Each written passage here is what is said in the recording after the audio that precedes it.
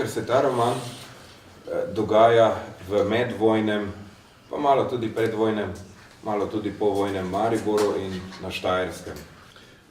Greš ti iz Maribora, ne more pa Maribor iz tebe, ne.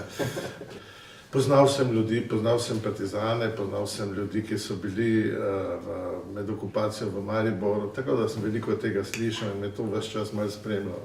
Ravno takrat so pa nastale te dramatične situacije, o katerih se nekaj spregovori tudi v knjigi, ko se je partizansko gibanje začelo spreminjati iz nacionalno-osvobodilnega v partijskega, v revolucionarnega, ker se je blizal že konec vojne.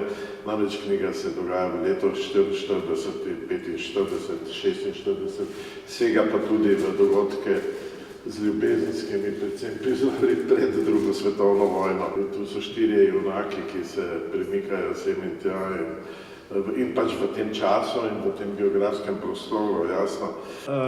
V knjigi se bo našlo tudi nekaj stvari, ki spominjajo na neke konkretne dogodke. Mariboru, na Pohorju, Beli krajini in drugod.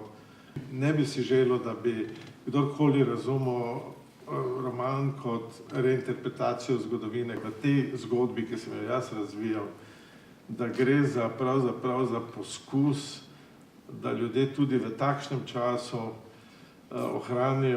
poskušajo ohraniti po eni strani neko dostojanstvo, kolikor je mogoče, po drugi strani pa neke čustvene odnose, tudi fizične, če hočemo, ki jim pravimo ljubezni. Jaz že besedo ljubezen težko izgovorim, zdaj se mi je pa znašla celo na naslovnici.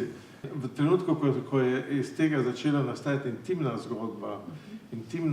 zgodba, kako neko dekle skuša rešiti svojega fanta iz gestapovskega zapora in se potem vse skupaj premika na Pohorje, v Belo krajino in nazaj v Maribor in tako naprej, tudi v povojni čas deloma.